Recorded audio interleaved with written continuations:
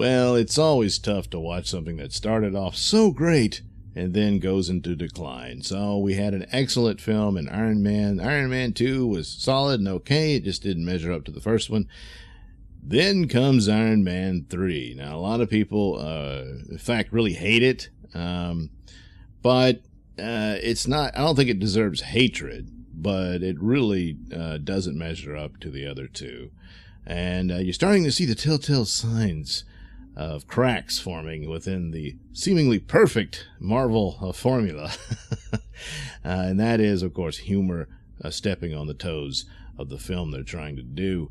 But most notably here, we finally get Iron Man to go up against his arch villain, the Mandarin. Now, the Mandarin kind of represents, for Iron Man, it's like Batman has the Joker, and Spider-Man has the Green Goblin, and Superman's got Lex Luthor. Iron Man has the Mandarin, who was a Chinese man, although I believe he had, his mother was from Britain, I believe. Something like that, so I guess mixed race guy, but still, he lived in China.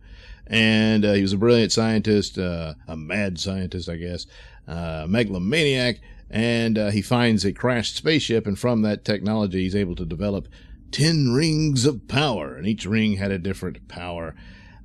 Wasn't too much up on him, but I forget what all they could do. But nevertheless, I think that they felt a bit skittish, that they thought the Mandarin was too much of a stereotype of Chinese people, perhaps, and also that oh so precious Chinese market.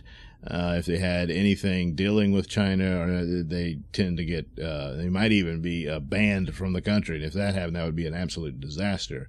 So, what to do? So, even from the beginning, there was references to the Mandarin in the movie. So even in the first movie, the terrorist group that he went up against was the 10 rings. And that's, of course, referring to the 10 rings of power that the Mandarin has, one for each finger.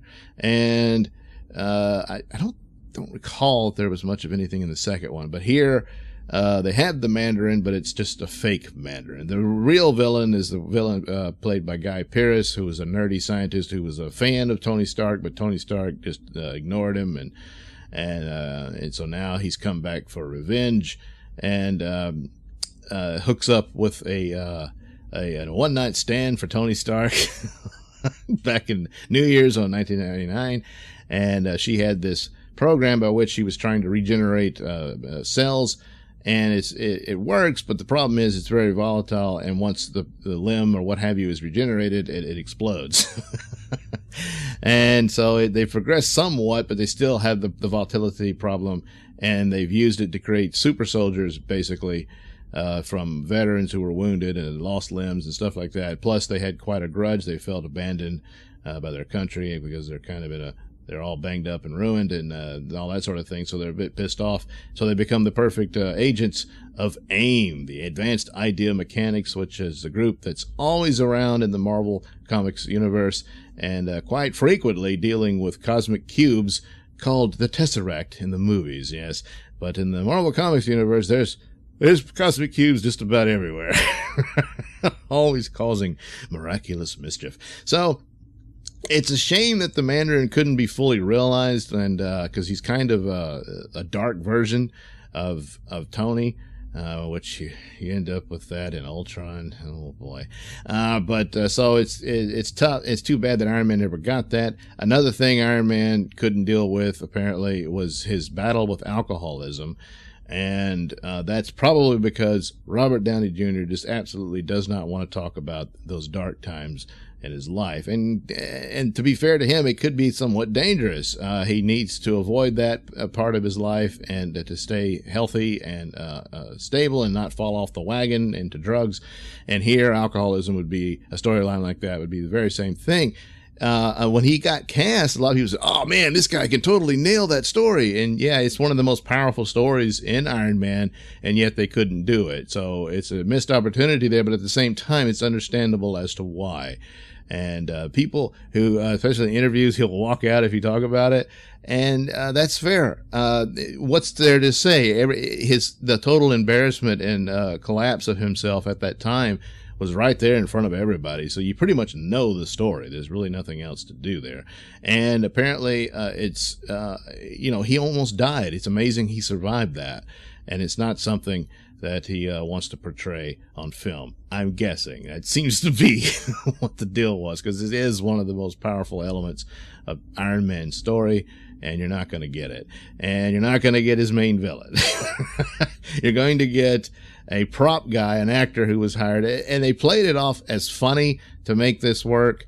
It doesn't quite work, because the seriousness at first is like this he's like Osama bin Laden. They kind of turned him into that. And of course, he's just a prop for AIM. And Happy, security guard, who apparently was very heavy in his younger days, and then apparently lost the weight and then gained it back. And plus, he had a mullet. He's looking into this. He gets injured.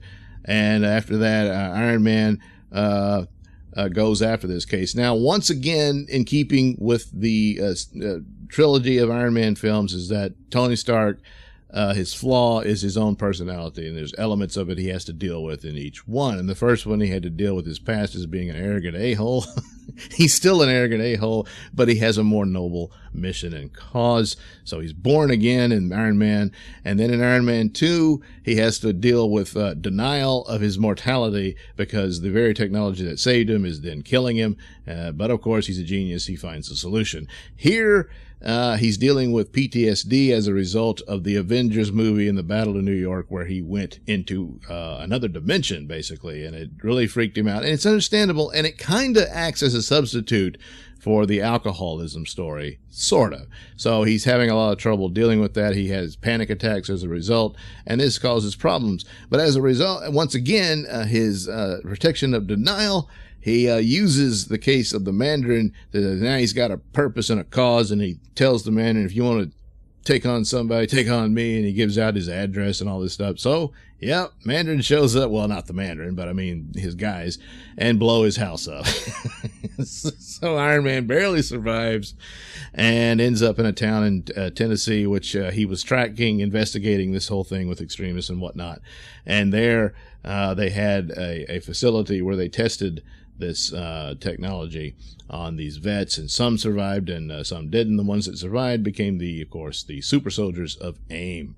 And so off you're going here with this, but some of the jokes and stuff and some of the silliness, he's dancing while he's trying on new suits and stuff and developing his technology, where he's got, I guess, chips in himself now, where he can call his suit like he has the Force and stuff like that, which, that's all fine and stuff. And at that point, doesn't take you out of the movie, but the silliness that just keeps happening, and it's, I don't know. And the movie's all over the place. And plus, it's probably, maybe if they couldn't do the Mandarin, they shouldn't have done it at all, because it's so far removed. There's no rings of power. They show the symbol of the rings, and it had no connection to the 10 Rings terrorist organization, which it should have had if that's how they were going to go, but they really didn't. And a lot of this is just revenge from two nerds who felt cast aside by Tony Stark, of course, the Guy Pearce character, and the one night stand woman who invented the extremist business, and ends up they form AIM. And yeah. So there's a spectacular battle at the end where Iron Man's able to use up all his suits as sort of drones, and they attack and they fight, and then Pepper gets infected with the extremist drug, whatever you want to call it, and she's super powered, but she doesn't blow up, and then they figure out how to remove it from her later. So how about that? And Tony Stark finally gets the shrapnel taken from his chest, so he doesn't really need the Iron Man arc reactor in his chest anymore. And but he declares that he is still Iron Man, and he picks up a few scrap left from his destroyed property, and off he goes, probably to go live in the Avengers Tower, I guess, and continue on. Yeah. It's kind of a clumsy film. There's lackluster stuff. The thing with the kid that he meets, and the kid helps him, is a lonely kid. He's a father figure and all this sort of stuff, but it's all very brief and as far as for the kids' purposes.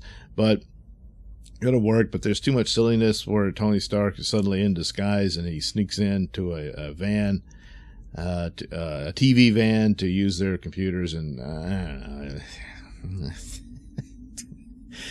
It's just kind of stupid. And then the whole thing about Mandarin, you can't have the Mandarin, so we'll make it funny and a joke. And there's some silliness about it. Ben Kingsley does all right, but it's just kind of, maybe you shouldn't have done the Mandarin at all. so